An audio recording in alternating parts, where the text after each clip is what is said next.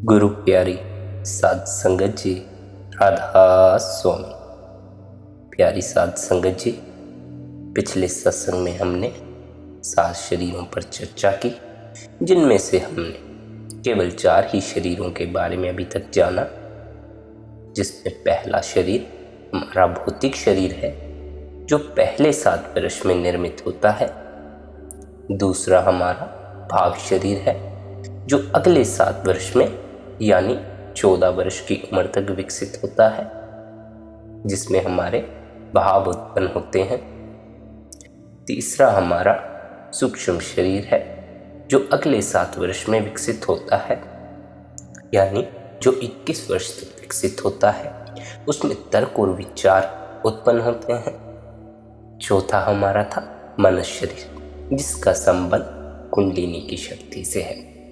आज के सत्संग में हम शेष रह गए शरीरों पर चर्चा करेंगे। 5वां शरीर, 6वां शरीर और 7वां शरीर, जिसमें कि 5वां शरीर हमारा आत्मिक शरीर है और 6वां शरीर हमारा ब्रह्म शरीर है और अंतिम जो 7वां शरीर है वह निर्वाण शरीर है। यदि आप इस सत्संग को सुन रहे हैं तो पिछला सत्संग अवश्य सुने, ताकि आगे आपको यह समझ आ सके। आज का सत्संग भी आपने ध्यानपूर्वक और एकांत में ही सुनना है, और इतना प्रेम और प्यार देने के लिए आप सभी का शुक्रिया। आज का सत्संग शुरू करते हैं। 5वां जो शरीर है, आज हम उससे शुरू करेंगे।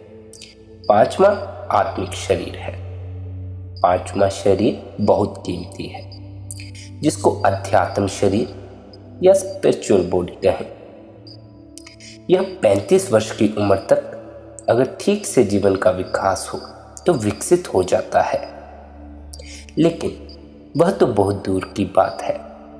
चौथा शरीर ही नहीं विकसित हो पाता। इसलिए आत्मा वगैरह हमारे लिए केवल बातचीत की बातें हैं, सिर्फ एक तरह की चर्चा है। उस शब्द के पीछे कोई संतुष्टि या कोई प्रमाण नहीं है। जब हम कहते हैं आत्मा, तो उसके पीछे कुछ नहीं होता, सिर्फ शब्द होता है। ख्याल रहे, ये बात उनकी है जिन्होंने अभी तक आत्मा को जाना नहीं। जिन्होंने आत्मा को जाना है वे इसलिए कहते हैं क्योंकि उनके पास उसका प्रमाण है, उन्होंने आत्मा को देखा है। लेकिन जब हम कहते हैं जिन्होंने अभी आत्मा को जाना नहीं, तो उसके पीछे कुछ नहीं होता, सिर्फ शब्द होता है। जैसे जब हम कहते हैं दीवार, तो सिर्फ शब्द नहीं होता, पीछे दीवार होती है। हम जानते हैं दीवार है, दीवार यानी क्या। आत्मा के पीछे कोई अर्थ नहीं है, क्योंकि आत्मा अभी हमारा अनुभव नहीं है। वह 5वां शरीर है, और चौथे शरीर में कुंडलिनी जागे तो ही 5वें शरीर में प्रवेश हो सकता है, अन्यथा 5वें शरीर में प्रवेश नहीं हो सकता। चौथे का पता नहीं है, इसलिए 5वें का पता कभी नहीं हो पाता। और 5वां भी बहुत थोड़े से लोगों को पता होता है, जिसको हम आत्मवादी कहते हैं। कुछ लोग उस पर रुक जाते हैं और वे कहते हैं बस यात्रा पूरी हो गई, आत्मा पाली और सब पा लिया। इसलिए जो लोग इस 5वें शरीर पर रुकेंगे वे परमात्मा को इनकार कर देंगे। वे कहेंगे कोई ब्रह्म, कोई परमात्मा वगैरह नहीं है। जैसे जो पहले शरीर पर रुकेगा वह कह देगा कि कोई आत्मा वगैरह नहीं है। तो एक शरीरवादी है, वह कहता है शरीर सब कुछ है, शरीर मर जाता है, सब मर जाता है। ऐसे ही आत्मावादी है, वह कहता है आत्मा ही सब कुछ है, इसके आगे कुछ भी नहीं है, बस परम स्थिति आत्मा है। लेकिन वह 5वां शरीर ही है। 6ठा शरीर ब्रह्म शरीर है। जब कोई आत्मा को विकसित कर ले और उसको खोने को राजी हो, तब वह 6ठे शरीर में प्रवेश करता है। वह 42 वर्ष की उम्र तक सहज ही हो जाना चाहिए। अगर दुनिया में मनुष्य जाति वैज्ञानिक ढंग से विकास करे तो 42 वर्ष तक हो जाना चाहिए, और 7वां शरीर 49 वर्ष तक हो जाना चाहिए। वह 7वां शरीर निर्वाण काया है, वह कोई शरीर नहीं है। वह बॉडीलेसनेस की हालत है, वह परम है। वहाँ शून्य ही शेष रह जाएगा, वहाँ भ्रम भी शेष नहीं है, वहाँ कुछ भी शेष नहीं, वहाँ सब समाप्त हो गया है। इसलिए बुद्ध से जब कोई पूछता है वहाँ क्या होगा, तो वे कहते हैं जैसे दिया बुझ जाता है, फिर क्या होता है, खो जाती है ज्योति। फिर आप नहीं पूछते कहाँ गई, फिर आप नहीं पूछते अब कहाँ रहती होगी वह ज्योति, बस खो गई। निर्वाण शब्द का मतलब होता है दिए का बुझ जाना। इसलिए बुद्ध कहते हैं निर्वाण हो जाता है। 5वें शरीर तक मोक्ष की प्रतीति होगी, क्योंकि परम मुक्ति हो जाएगी। ये 4 शरीरों के बंधन गिर जाएंगे और आत्मा परम मुक्त होगी। तो मोक्ष जो है वह 5वें शरीर की अवस्था का अनुभव है। अगर 4थे शरीर पर कोई रुक जाए तो स्वर्ग का या नरक का अनुभव होगा। वे 4थे शरीर की संभावनाएं हैं। अगर पहले, दूसरे और तीसरे शरीर पर कोई रुक जाए तो यही जीवन सब कुछ है। जन्म और मृत्यु के बीच इसके बाद कोई जीवन नहीं है। अगर 4थे शरीर पर चला जाए तो इस जीवन के बाद नरक और स्वर्ग का जीवन है। दुख और सुख की अनंत संभावनाएं हैं। अगर 5वें शरीर पर पहुंच जाए तो मोक्ष का द्वार है। अगर 6वें पर पहुंच जाए तो मोक्ष के भी पार भ्रम की संभावना है। वहां न मुक्त है न अमुक्त है, वहां जो भी है उसके साथ वह एक हो गया। अहम ब्रह्मास्मि की घोषणा इस 6वें शरीर की संभावना है। लेकिन अभी एक कदम और, जो आखिरी छलांग है, जहां न अहम है न भ्रम है, जहां मैं और तू दोनों नहीं है, जहां कुछ है ही नहीं, जहां परम शून्य है, वह निर्वाण है। ये 7 शरीर हैं। इसलिए 50 या 49 वर्ष में यह पूरा होता है। इसीलिए औसतन 50 वर्ष को क्रांति का बिंदु समझा जाता है। 25 वर्ष तक एक जीवन व्यवस्था थी। इस 25 वर्ष में कोशिश की जाती थी कि हमारे जो भी जरूरी शरीर हैं वे विकसित हो जाएं, यानी 4थे शरीर तक आदमी पहुंच जाए, मनुष्य शरीर तक आदमी पहुंच जाए तो उसकी शिक्षा पूरी हुई। फिर वह 5वें शरीर को जीवन में खोजे और 50 वर्ष तक, शेष 25 वर्षों में वह 7वें शरीर को उपलब्ध हो जाए। इसीलिए 50 वर्ष में दूसरा क्रांति का बिंदु आएगा कि अब वह वानप्रस्थ हो जाए। वानप्रस्थ का मतलब केवल इतना ही है कि उसका मुख अब जंगल की तरफ हो जाए। अब आदमी की तरफ से, समाज की तरफ से, भीड़ की तरफ से वह मुंह को फेर ले। और 75 वर्ष फिर एक क्रांति का बिंदु है जहां से वह संन्यास्त हो जाए। और संन्यास्त का मतलब है अपने से भी बचे, अब अपने से भी मुंह फेर ले। यानी यदि अगर जंगल में भी चले गए तो आखिर से आखिर मैं तो बच ही जाएगी। फिर उसको भी छोड़ने का वक्त है कि 75 वर्ष में फिर अपनी मैं को भी छोड़ दो।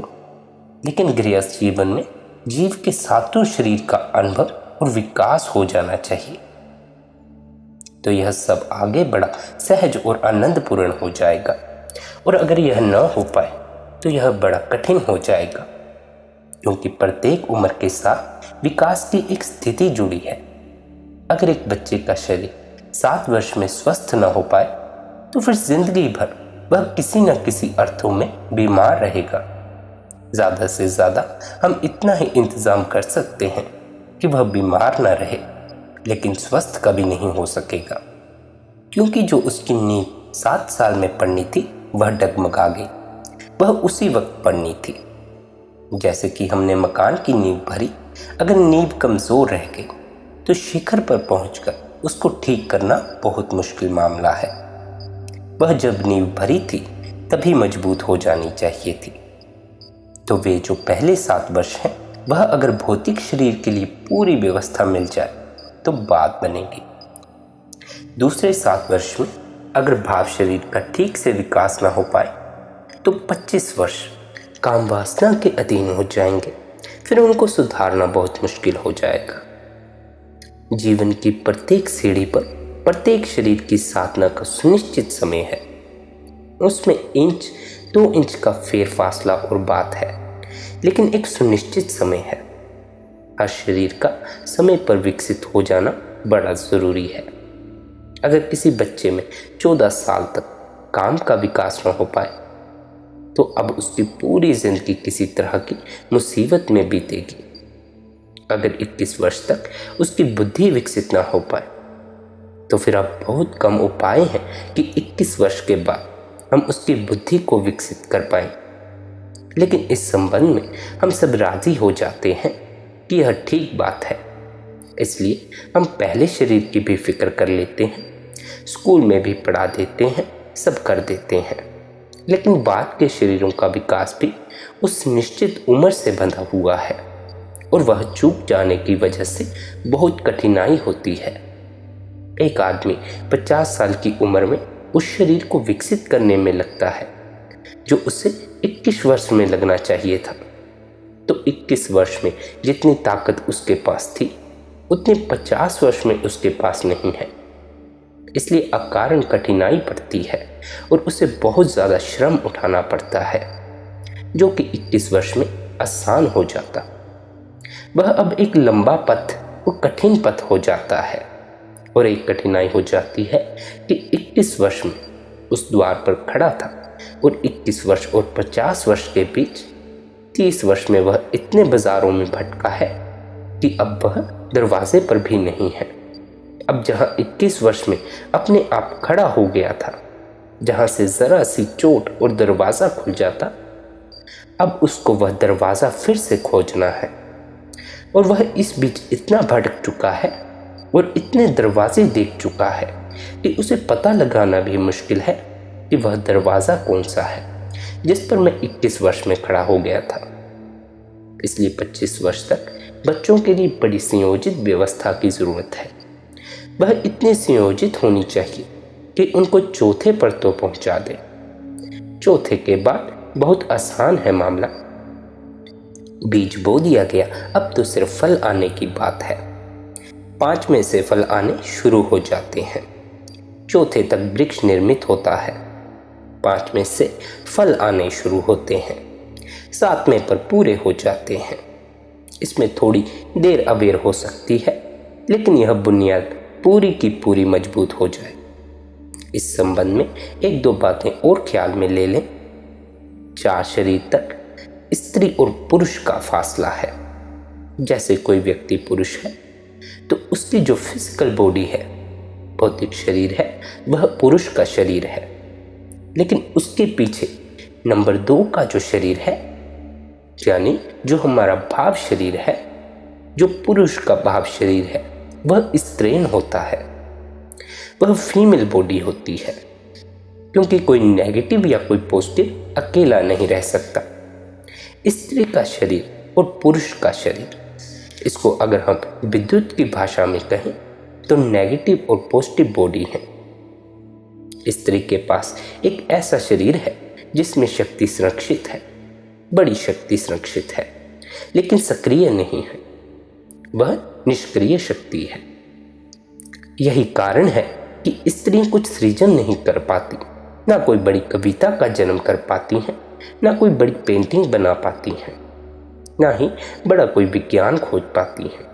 उनके पास कोई बड़ी खोज नहीं है, क्योंकि सृजन के लिए आक्रामक होना जरूरी है। लेकिन स्त्रियां आक्रामक नहीं होती, वे सिर्फ प्रतीक्षा करती रहती हैं, उनमें धैर्य है। पुरुष के पास एक पॉजिटिव बॉडी है, भौतिक शरीर, लेकिन जहां भी पॉजिटिव है उसके पीछे नेगेटिव को होना चाहिए, नहीं तो वह टिक नहीं सकता। वे दोनों इकट्ठे ही मौजूद होते हैं, तब उनका पूरा सर्कल बनता है। तो पुरुष का जो 2 नंबर का शरीर है, जो पुरुष का भाव शरीर है, वह स्त्रीण है। स्त्री के पास जो भाव शरीर है वह पुरुष का है। इसलिए एक और मजे की बात है कि पुरुष दिखता बहुत ताकतवर है। जहां तक उसके भौतिक शरीर का संबंध है, पुरुष काफी ताकतवर है, लेकिन उसके पीछे जो 2 नंबर का शरीर है, जो भाव शरीर है, वह एक कमजोर शरीर खड़ा है, क्योंकि वह स्त्रीण का शरीर है, वह आक्रामक शरीर नहीं है। इसलिए उसकी ताकत क्षणों में प्रकट होगी। लंबे अरसे में वह स्त्री से हार जाएगा, क्योंकि स्त्री के पीछे जो भाव शरीर है वह पॉजिटिव है, वह पुरुष का शरीर है। इसलिए सहने की क्षमता स्त्री में पुरुष से सदा ज्यादा होगी। अगर एक बीमारी पुरुष और स्त्री पर हो तो स्त्री उसे लंबे समय तक झेल सकती है, पुरुष उतने लंबे समय तक नहीं झेल सकता। स्त्रियां बच्चे पैदा कर सकती हैं, अगर पुरुष को पैदा करने पड़े तो पुरुष ऐसी पीड़ा सहन नहीं कर सकता, और ना ही पुरुष में इतना धैर्य है कि वह 9 महीने तक बच्चे को अपने पेट में पाल सके। पुरुष में इतना सब्र नहीं। क्षण दो क्षण को क्रोध में वह पत्थर फेंक सकता है, लेकिन 9 महीने एक बच्चे को पेट में नहीं झेल सकता और वर्षों तक उसे बड़ा नहीं कर सकता। ताकत तो पुरुष के पास ज्यादा है, लेकिन पीछे उसके पास एक कोमल और कमजोर शरीर है, जिसकी वजह से वह उसको झेल नहीं पाता। इसलिए स्त्रियां कम बीमार पड़ती हैं। स्त्रियों की उम्र पुरुष से ज्यादा है, इसीलिए हम विवाह के समय भी उम्र का कुछ फासला रखते हैं, नहीं तो दुनिया विधवाओं से भर जाए। मान लीजिए हम लड़का 20 साल का चुनते हैं तो लड़की 15 साल की चुनते हैं, क्योंकि पुरुष की उम्र स्त्रियों से 4-5 साल कम है। वह जब 70 साल में मरेगा तो कठिनाई खड़ी हो जाएगी, तो उसका दिनों के बीच तालमेल बैठ जाए और वे बराबर जगह आ जाएं। इसलिए हम विवाह के समय स्त्री और पुरुष के बीच उम्र का थोड़ा फासला रखते हैं। 116 लड़के यदि पैदा होते हैं तो 100 लड़कियां पैदा होती हैं। पैदा होते वक्त 16 का फर्क होता है, 16 लड़के ज़्यादा पैदा होते हैं, लेकिन दुनिया में स्त्री पुरुष की संख्या बराबर हो जाती है। 16 लड़के 14 साल के होने के पहले मर जाते हैं और करीब करीब बराबर अनुपात हो जाता है। लड़के ज़्यादा मरते हैं, लड़कियां कम मरती हैं। उनके पास रेजिस्टेंस की क्षमता है, सहने की क्षमता है, प्रतिरोध की क्षमता प्रबल है, वह उनके पीछे के शरीर से आती है। दूसरी बात, जो तीसरा शरीर है पुरुष का, यानी जो सूक्ष्म शरीर है पुरुष का, वह फिर पुरुष का होगा, और चौथा शरीर मनुष्य शरीर फिर स्त्री का होगा, और ठीक इससे उल्टा स्त्री में होगा। स्त्री का जो तीसरा शरीर है, जो सूक्ष्म शरीर है, वह स्त्री का है। फिर जो चौथा शरीर है, मनुष्य शरीर है, वह पुरुष का है। 4 शरीरों तक स्त्री पुरुष का विभाजन है, 5वें शरीर में स्त्री पुरुष का कोई विभाजन नहीं। इसलिए आत्मा उपलब्ध होते ही इस जगत में फिर कोई स्त्री और पुरुष नहीं है, लेकिन तब तक स्त्री पुरुष है। और इस संबंध में एक बात और ख्याल आती है, क्योंकि प्रत्येक पुरुष के पास स्त्री का शरीर है भीतर, और प्रत्येक स्त्री के पास भीतर पुरुष का शरीर है। अगर संयोग से स्त्री को ऐसा पति मिल जाए जो उसके भीतर के पुरुष से मेल खाता हो, तभी विवाह सफल होता है, नहीं तो विवाह सफल नहीं हो पाता। या पुरुष को ऐसी स्त्री मिल जाए जो उसके भीतर की स्त्री से मेल खाती हो, तभी विवाह सफल होता है, नहीं तो नहीं हो पाता। इसलिए सारी दुनिया में 100 में 99 विवाह असफल हो जाते हैं, क्योंकि उनकी गहरी सफलता का सूत्र अभी तक साफ नहीं हो सका है, और उसको हम कैसे खोजबीन करें कि उनके भीतर शरीरों से मेल खा जाए। तब तक दुनिया में विवाह असफल ही होते रहेगा। उसके लिए हम कुछ भी इंतजाम कर लें, वह सफल नहीं हो सकता, और उसको हम तभी खोज पाएंगे जब यह सारी की सारी शरीरों की पूरी वैज्ञानिक व्यवस्था अत्यंत स्पष्ट हो जाए। और इसीलिए अगर एक युवक विवाह के पहले, एक युवती विवाह के पहले अपनी कुंडलिनी जागरण तक पहुंच जाए, तो उन्हें ठीक साथी चुनना सदा आसान है। उसके पहले ठीक साथी चुनना कभी भी आसान नहीं है, क्योंकि वे अपने भीतर के शरीरों की पहचान से बाहर के ठीक शरीर को चुन पा सकते हैं। इसीलिए हमारी कोशिश थी, जो लोग जानते थे वे 25 वर्ष तक ब्रह्मचर्यवास में और इन 4 शरीरों के विकास तक ले जाने के बाद तभी विवाह करते थे। उसके पहले विवाह नहीं करते थे, क्योंकि किससे विवाह करना है, किसके साथ आपको रहना है, खोज किसकी है, हम किसको खोज रहे हैं। एक पुरुष एक स्त्री को, कौन सी स्त्री को खोज रहा है जिससे वह तृप्त हो सके, यह केवल 4 शरीरों को जानने के बाद ही पता चल सकता है। पुरुष अपने ही भीतर की स्त्री को खोज रहा है, एक स्त्री अपने भीतर के पुरुष को खोज रही है। अगर कहीं संयोग से तालमेल बैठ जाता है तब तो वह तृप्त हो जाता है, अन्यथा वह अतृप्ति बनी रहती है।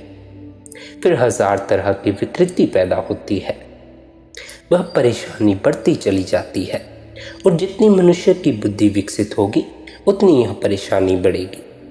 अगर 14 वर्ष तक ही आदमी रुक जाए तो यह परेशानी नहीं होगी, क्योंकि यह सारी परेशानी तीसरे शरीर के विकास से शुरू होगी, यानी बुद्धि के विकास से। अगर सिर्फ दूसरा शरीर विकसित हो, यानी भाव शरीर, तो वह काम से ही तृप्त हो जाएगा।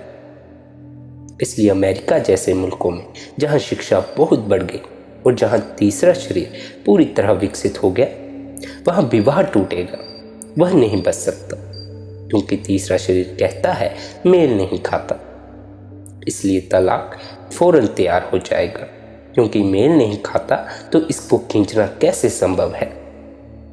ये 4 शरीर अगर ठीक से विकसित हों, शिक्षा ठीक है, सम्यक है, तब ही हम आगे के शरीरों का विकास कर सकते हैं, यानी 5 में, 6 में और 7 में। सही शिक्षा का मतलब है जो आपको 4 शरीर तक ले जाए, क्योंकि 5वें शरीर तक कोई शिक्षा नहीं ले जा सकती, वहां तो आपको जाना पड़ेगा।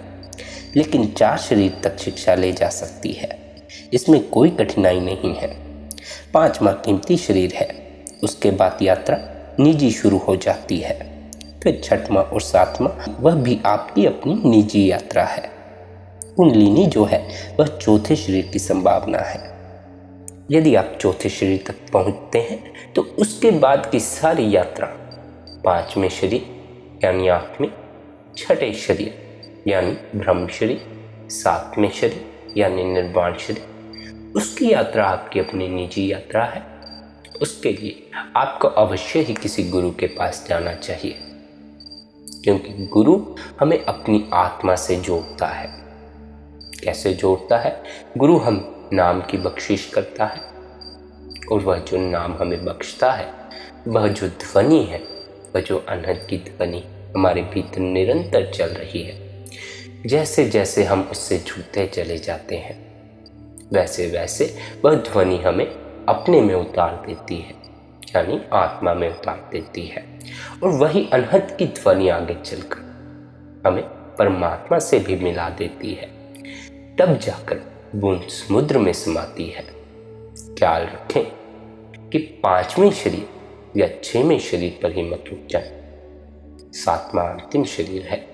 7वें तक आपको जाना है, जहां मैं भी नहीं बचती, जहां मैं हूं इसका भी भाव नहीं बचता, जहां तू है इसका भी भाव नहीं बचता, यानी जहां मैं हूं यह भाव भी नहीं रह जाता, और परमात्मा है यह भाव भी नहीं रह जाता।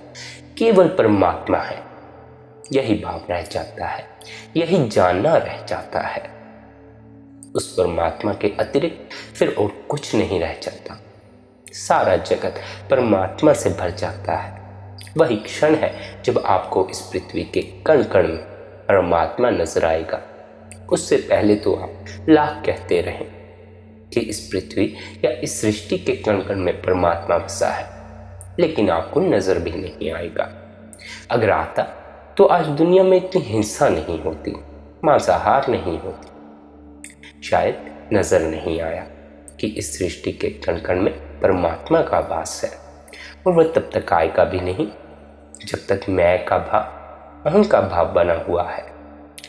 जब परमात्मा में हम समा जाते हैं तो फिर परमात्मा के अतिरिक्त कुछ शेष नहीं रह जाता। वही एक क्षण है जब पृथ्वी और इस सृष्टि के कण कण में परमात्मा नजर आता है। फिर ना हिंसा की जा सकती है, न मांसाहार किया जा सकता है, न शराब का सेवन किया जा सकता है, और ना ही अन्य कोई दुराचार कर्म किया जा सकता है। करोगे किससे? जिससे करोगे वही परमात्मा है। आप परमात्मा है, पूरा जगत परमात्मा है।